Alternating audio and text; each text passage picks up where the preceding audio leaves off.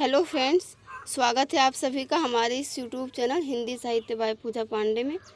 Friends, इस video में हम देखने वाले हैं DSSB TGT हिंदी के लिए जो ऑफिशियल सिलेबस आया है उसमें हमें क्या क्या पढ़ना है और ऐसी कौन सी बुक्स हैं जहां से हम उन टॉपिक्स को तैयार कर सकते हैं और किस हिसाब से हम उन किताब को जो है जितना समय हमारे पास है उसमें हम उसे पढ़ सकते हैं, पढ़ के पूरा कर सकते हैं।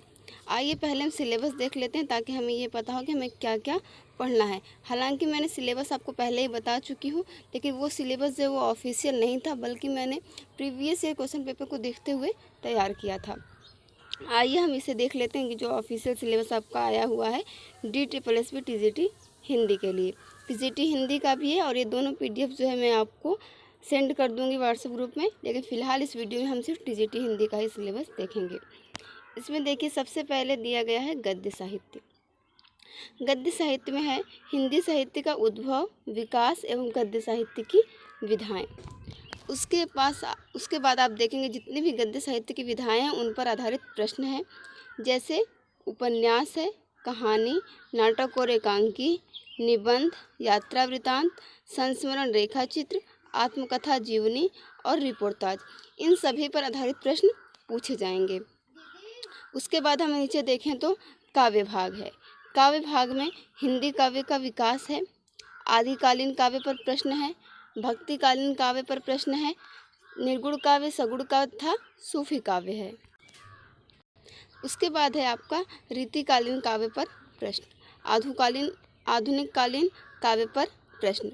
उसके बाद हम देखेंगे तो जो आधुनिक काल है उसमें हमारे जितने भी युग हैं, जैसे भारतेंदु युग, द्विवेदी युग, छायावाद, प्रगतिवाद, प्रयोगवाद, नई कविता और समकालीन कविता, इन सभी के काव्य पर आधारित प्रश्न पूछे जाएंगे। यानी आप कह सकते हैं कि आदिकाल से लेकर समकालीन कविता तक जितने भी काव्य हैं सभी पर आधारित प्रश्न पूछे जाएंगे। और इसके ऊपर क्या था, तो इसके ऊपर था गद्य साहित्य पर आधारित प्रश्न, यानी गद्य साहित्य की जितनी भी विधाएं हैं और हिंदी साहित्य का उद्भव और विकास जहाँ से हुआ उन सभी पर आधारित प्रश्न पूछे जाएंगे। उसके बाद हम देखें तो हिंदी भाषा का विकास एवं व्यावहारिक व्याकरण। इसके अंतर्गत आपका हिंदी भाषा का विकास, इसकी उपभाषाएं एवं बोलियां, देवनागरी लिपि एवं उसका विकास, फिर है वर्ण विचार, उसमें उच्चारण, वर्तनी और संधि है, शब्द विचार है और शब्द रचना है, जिसमें आपके पर्यायवाची शब्द, विलोम शब्द, अनेकार्थक शब्द और जो श्रुति संभिन्नार्थक शब्द होते हैं ये सभी आ जाएंगे, विकारी शब्द और अविकारी शब्द। उसके बाद जो वाक्य रचना है, यानी वाक्य कितने प्रकार के होते हैं आपके रचना के आधार पर और अर्थ के आधार पर, उन सभी को पढ़ना है और पद परिचय भी पढ़ना है। अलंकार है, अलंकार में आपके शब्दालंकार और अर्थालंकार दोनों आ जाएंगे। शब्द शक्तियाँ हैं, मुहावरे एवं लोकोक्तियाँ हैं, ये सभी आपके व्याकरण के टॉपिक हैं। फिर है आपका अपठित गद्यांश और पद्यांश।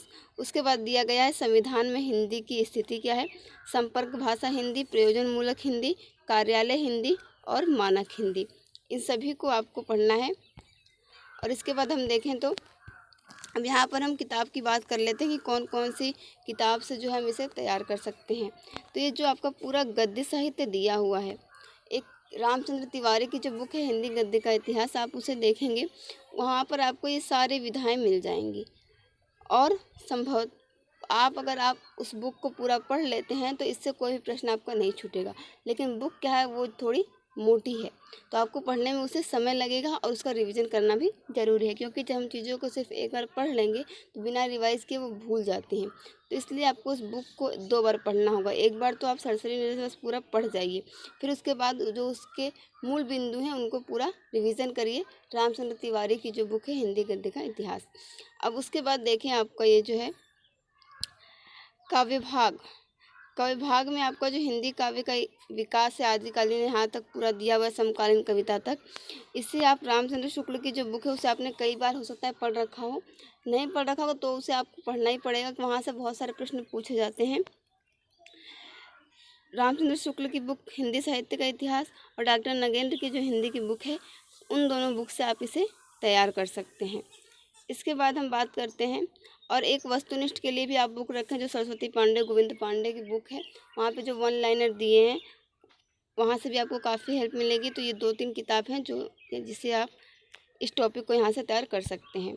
फिर है आपका हिंदी भाषा का विकास और व्यवहारिक व्याकरण। इसके लिए सबसे अच्छी किताब जो है वो है आपकी वासुदेव नंदन प्रसाद की जो व्याकरण की बुक है आधुनिक हिंदी व्याकरण, वहाँ से आप इन सभी टॉपिक्स को तैयार कर सकते हैं। और यहाँ पर ये देखिए जो संविधान में हिंदी की स्थिति है, संपर्क भाषा हिंदी, प्रयोजन मूलक हिंदी, कार्यालय हिंदी, मानक हिंदी, ये भी आपको उसी किताब में ही मिल जाएगा। अपठित गद्यांश पद्यांश, ये आप प्रैक्टिस से इसे आप बेहतर बना सकते हैं। तो फ्रेंड्स, ये आपका DT प्लस TGT हिंदी का सिलेबस था, और कुछ जो बेस्ट बुक्स हैं इस सिलेबस के लिए या DT प्लस TGT हिंदी के लिए वो मैंने आपको बताया, उसे आप देख लें। और साथ ही साथ जो है आप वो प्रैक्टिस सेट जो छोटे छोटे मिनी क्विज होते हैं उसे आप लगाते, जैसे आज आपने एक टॉपिक कंप्लीट किया, इसमें से कोई भी उस टॉपिक पर आधारित आप कोई भी प्रैक्टिस सेट जैसे 10-15 क्वेश्चंस के जो मिनी क्विज होते हैं उसे आप लगा सकते हैं। तो वहाँ से आपको आइडिया हो जाएगा किस प्रकार के प्रश्न जो है पूछे जाते हैं। मिलते हैं फ्रेंड्स नेक्स्ट वीडियो में। Thank you for watching this video.